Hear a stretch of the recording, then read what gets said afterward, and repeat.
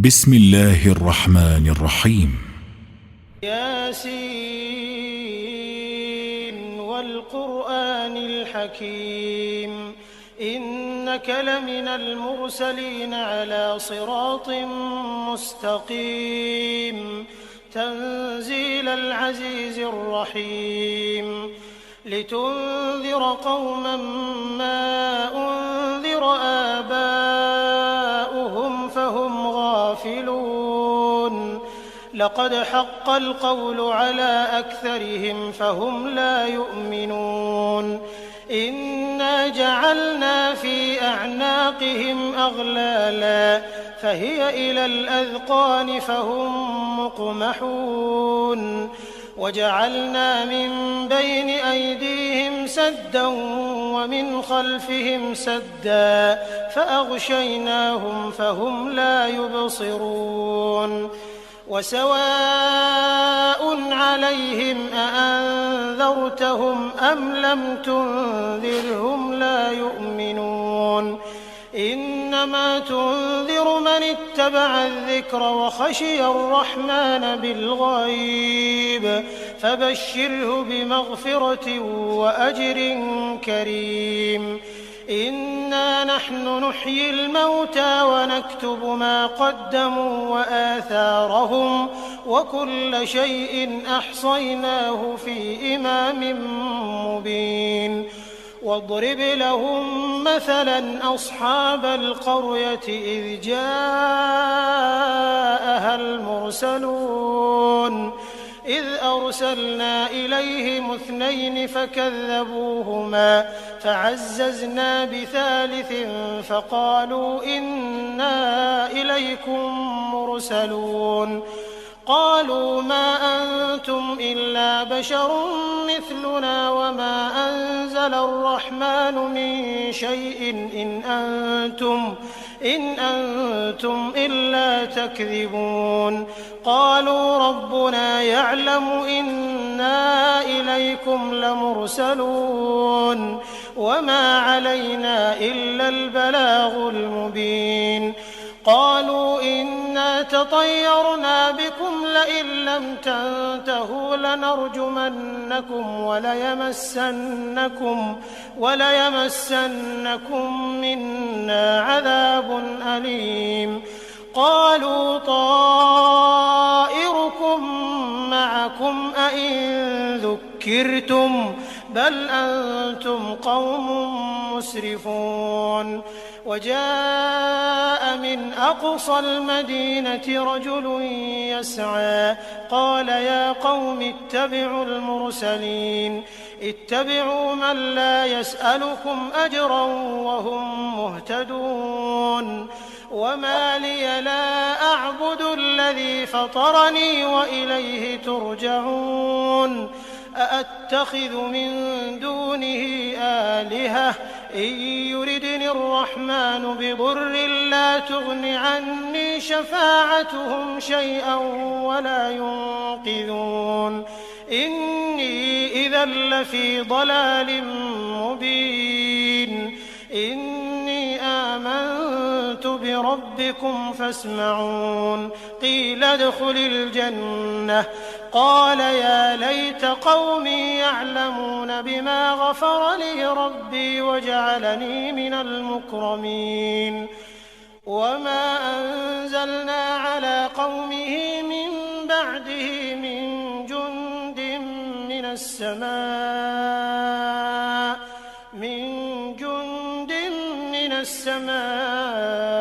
وما كنا منزلين إن كانت إلا صيحة واحدة فإذا هم خامدون يا حسرة على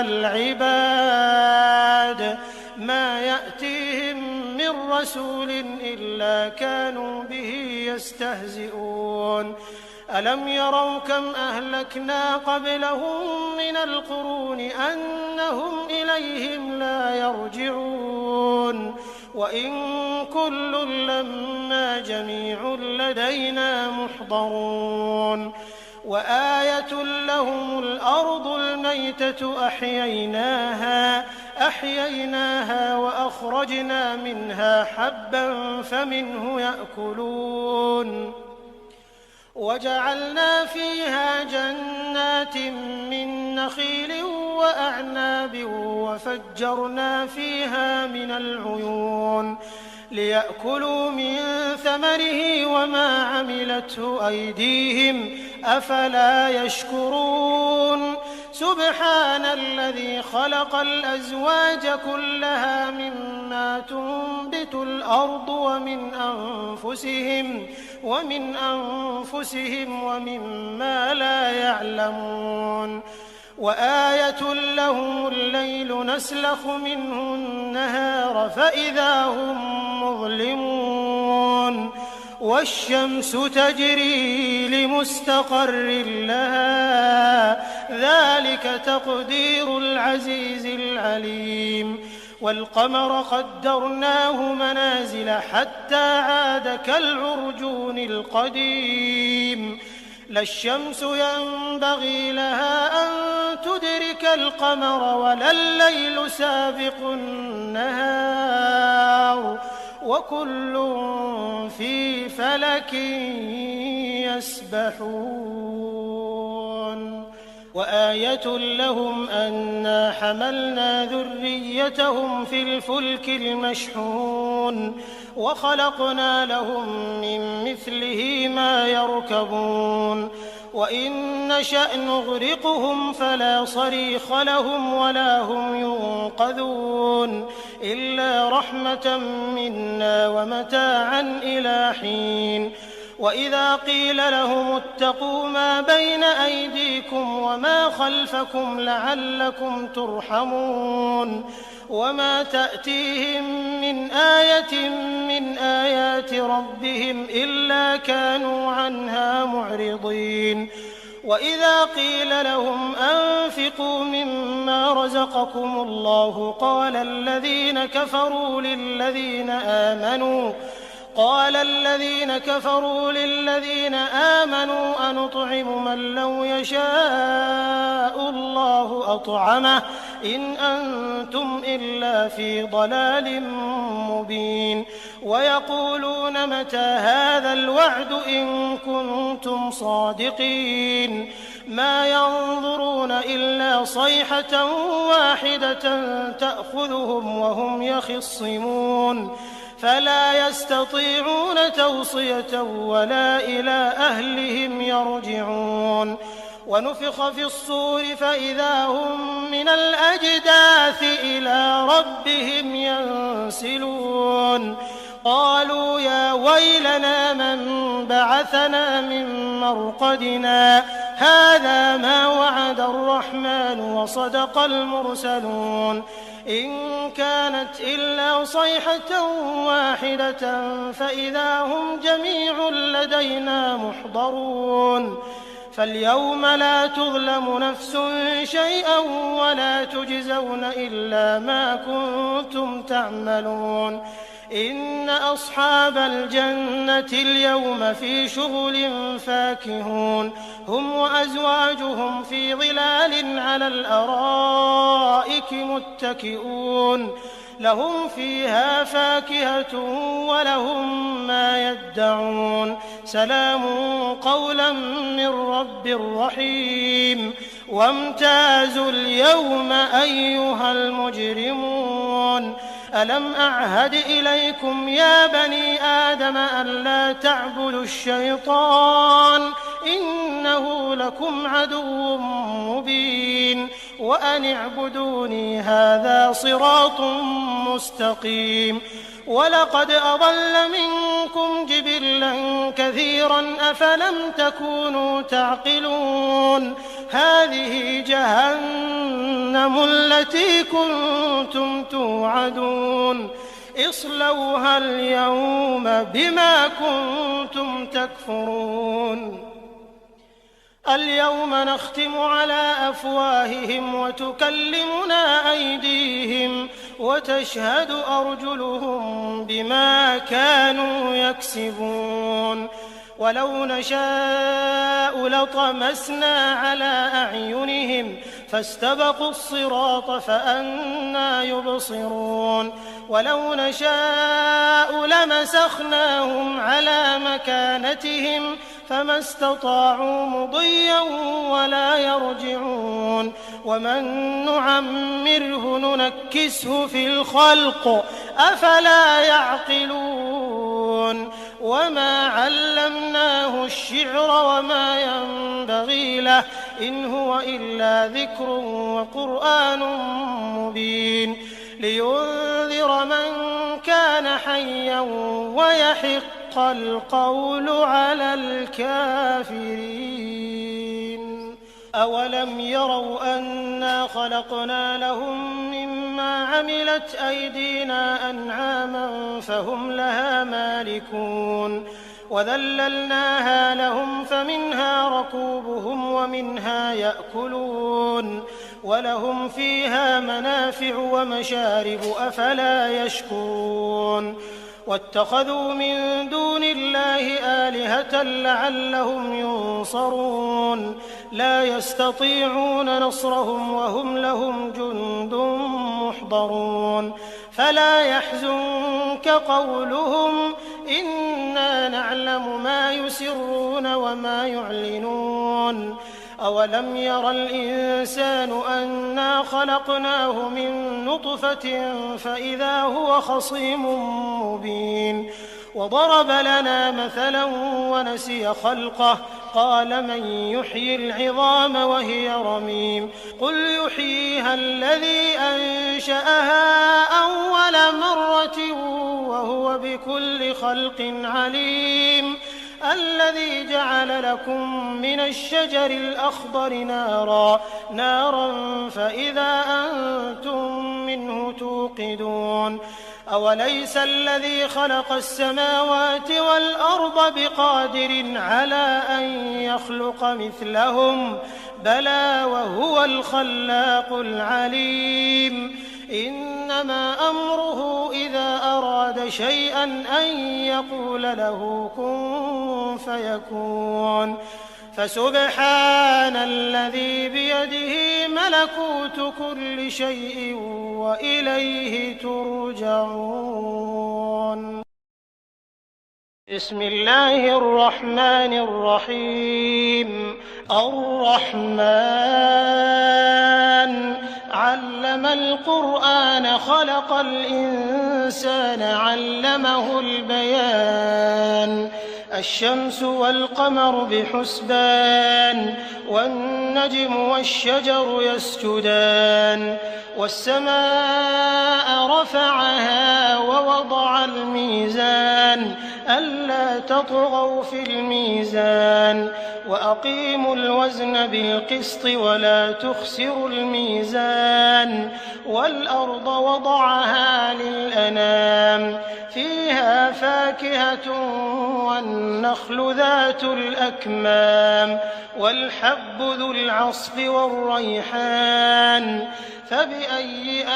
آلاء ربكما تكذبان خلق الإنسان من صلصال كالفخار وخلق الجان من مارج من نار فبأي آلاء ربكما تكذبان رب المشرقين ورب المغربين فبأي آلاء ربكما تكذبان مرج البحرين يلتقيان بينهما برزخ لا يبغيان فبأي آلاء ربكما تكذبان يخرج منهما اللؤلؤ والمرجان فبأي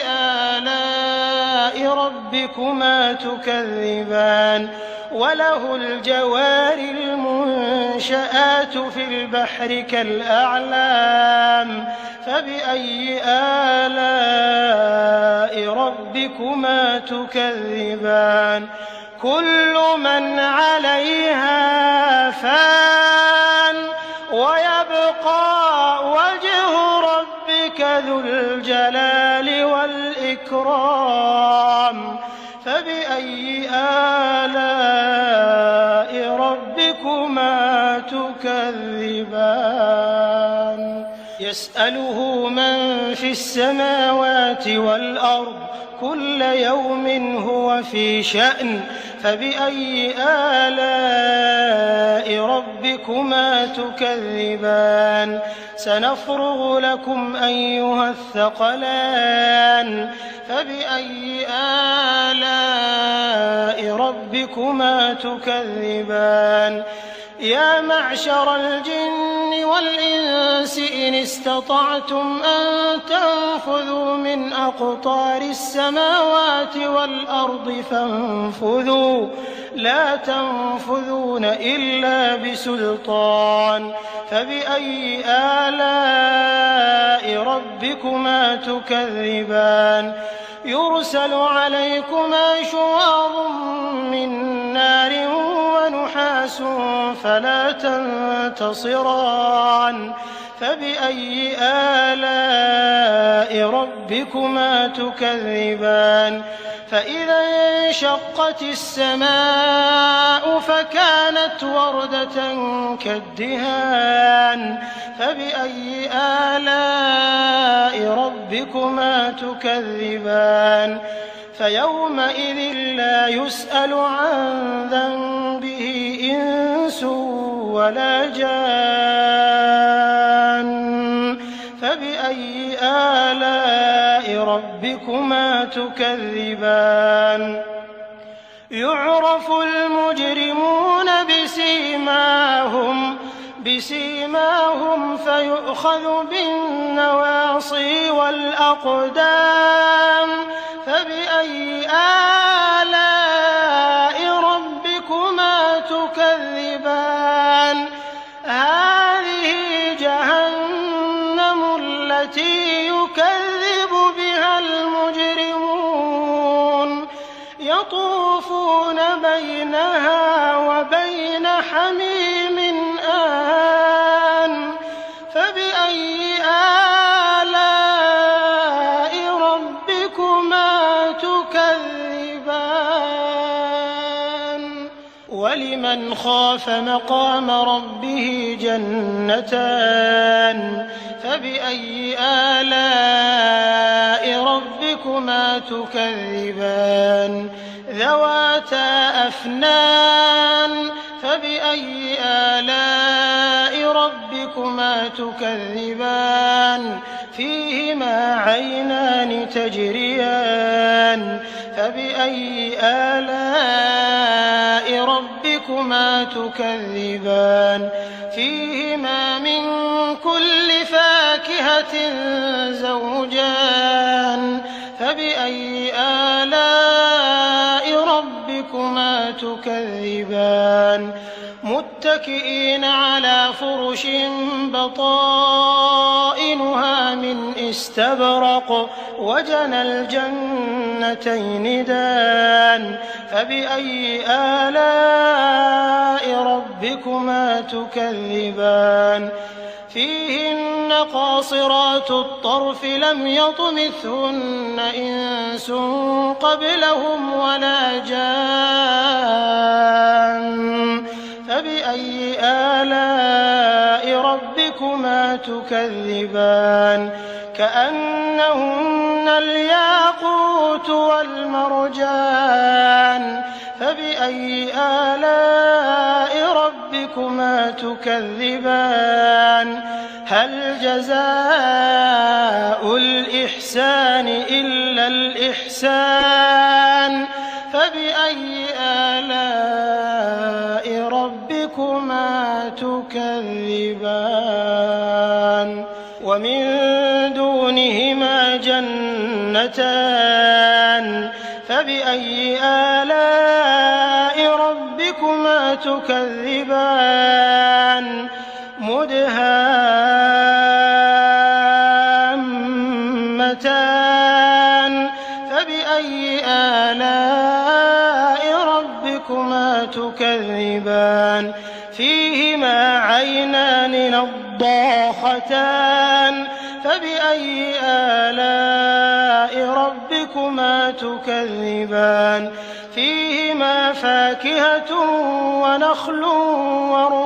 ورمان فبأي آلاء ربكما تكذبان فيهن خيرات حسان فبأي آلاء ربكما تكذبان حور مقصورات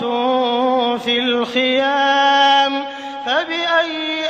آلاء ربكما تكذبان لم يطمثهن إنس قبلهم ولا جان فبأي آلاء ربكما تكذبان متكئين على رفرف خضر وعبقري حسان فبأي آلاء ربكما تكذبان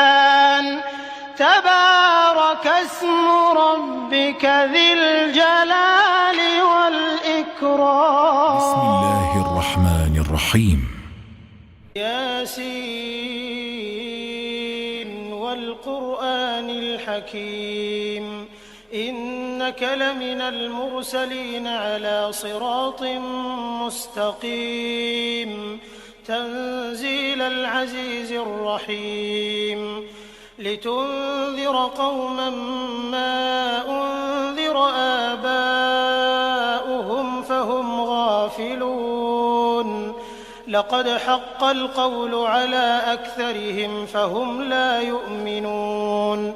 إنا جعلنا في أعناقهم أغلالا فهي إلى الأذقان فهم مقمحون وجعلنا من بين أيديهم سدا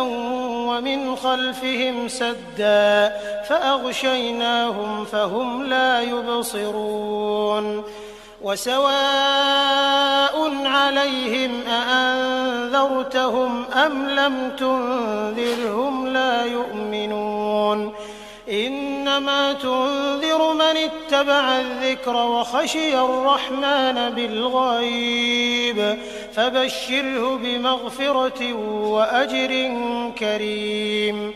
إنا نحن نحيي الموتى ونكتب ما قدموا وآثارهم وكل شيء أحصيناه في إمام مبين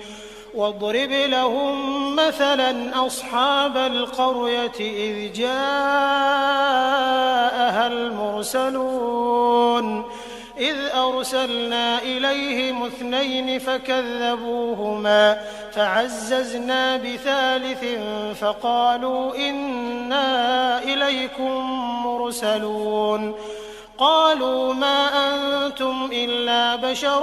مثلنا وما أنزل الرحمن من شيء إن أنتم إلا تكذبون قالوا ربنا يعلم إنا إليكم لمرسلون وما علينا إلا البلاغ المبين قالوا إنا تطيرنا بكم لئن لم تنتهوا لنرجمنكم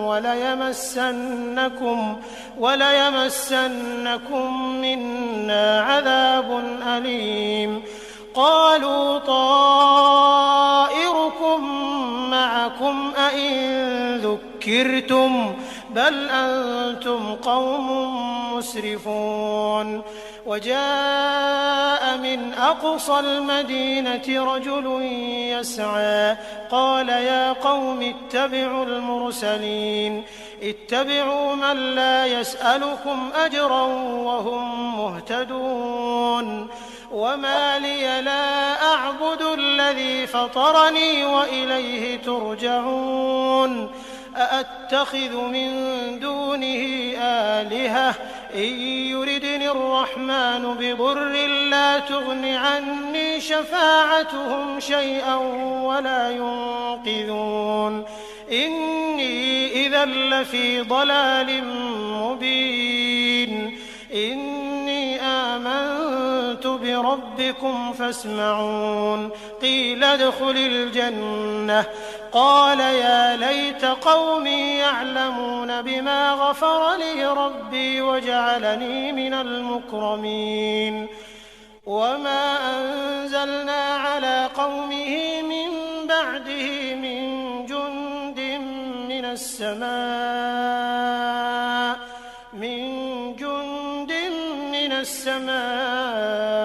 وما كنا منزلين إن كانت إلا صيحة واحدة فإذا هم خامدون يا حسرة على العباد ما يأتيهم من رسول إلا كانوا به يستهزئون ألم يروا كم أهلكنا قبلهم من القرون أنهم إليهم لا يرجعون وإن كل لما جميع لدينا محضرون وآية لهم الأرض الميتة أحييناها وأخرجنا منها حبا فمنه يأكلون وجعلنا فيها جنات من نخيل وأعناب وفجرنا فيها من العيون ليأكلوا من ثمره وما عملته أيديهم أفلا يشكرون سبحان الذي خلق الأزواج كلها مما تنبت الأرض ومن أنفسهم ومما لا يعلمون وآية لهم الليل نسلخ منه النهار فإذا هم مظلمون والشمس تجري لمستقر لها ذلك تقدير العزيز العليم والقمر قدرناه منازل حتى عاد كالعرجون القديم لا الشمس ينبغي لها أن تدرك القمر ولا الليل سابق النهار وكل في فلك يسبحون وآية لهم أنا حملنا ذريتهم في الفلك المشحون وخلقنا لهم من مثله ما يركبون وإن نشأ نغرقهم فلا صريخ لهم ولا هم ينقذون إلا رحمة منا ومتاعا إلى حين وإذا قيل لهم اتقوا ما بين أيديكم وما خلفكم لعلكم ترحمون وما تأتيهم من آية من آيات ربهم إلا كانوا عنها معرضين وإذا قيل لهم أنفقوا مما رزقكم الله قال الذين كفروا للذين آمنوا أنطعم من لو يشاء الله أطعمه إن أنتم إلا في ضلال مبين ويقولون متى هذا الوعد إن كنتم صادقين ما ينظرون إلا صيحة واحدة تأخذهم وهم يخصمون فلا يستطيعون توصية ولا إلى أهلهم يرجعون ونفخ في الصور فإذا هم من الأجداث إلى ربهم ينسلون قالوا يا ويلنا من بعثنا من مرقدنا هذا ما وعد الرحمن وصدق المرسلون إن كانت إلا صيحة واحدة فإذا هم جميع لدينا محضرون فاليوم لا تظلم نفس شيئا ولا تجزون إلا ما كنتم تعملون إن أصحاب الجنة اليوم في شغل فاكهون هم وأزواجهم في ظلال على الأرائك متكئون لهم فيها فاكهة ولهم ما يدعون سلام قولا من رب رحيم وامتازوا اليوم أيها المجرمون ألم أعهد إليكم يا بني آدم ألا تعبدوا الشيطان إنه لكم عدو مبين وأن اعبدوني هذا صراط مستقيم ولقد أضل منكم جبلا كثيرا أفلم تكونوا تعقلون هذه جهنم التي كنتم توعدون اصلوها اليوم بما كنتم تكفرون اليوم نختم على أفواههم وتكلمنا أيديهم وتشهد أرجلهم بما كانوا يكسبون ولو نشاء لطمسنا على أعينهم فاستبقوا الصراط فأنى يبصرون ولو نشاء لمسخناهم على مكانتهم فما استطاعوا مضيا ولا يرجعون ومن نعمره ننكسه في الخلق أفلا يعقلون وما علمناه الشعر وما ينبغي له إن هو إلا ذكر وقرآن مبين لينذر من كان حيا ويحق القول على الكافرين أولم يروا أنا خلقنا لهم مما عملت أيدينا أنعاما فهم لها مالكون وذللناها لهم فمنها ركوبهم ومنها يأكلون ولهم فيها منافع ومشارب أفلا يشكرون واتخذوا من دون الله آلهة لعلهم ينصرون لا يستطيعون نصرهم وهم لهم جند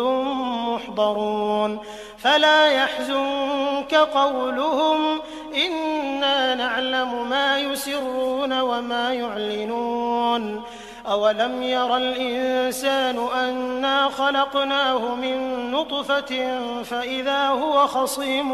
مبين وضرب لنا مثلا ونسي خلقه قال من يحيي العظام وهي رميم قل يحييها الذي أنشأها أول مرة وهو بكل خلق عليم الذي جعل لكم من الشجر الأخضر نارا فإذا أنتم منه توقدون أوليس الذي خلق السماوات والأرض بقادر على أن يخلق مثلهم بلى وهو الخلاق العليم إنما أمره إذا أراد شيئا أن يقول له كن فيكون فسبحان الذي بيده ملكوت كل شيء وإليه ترجعون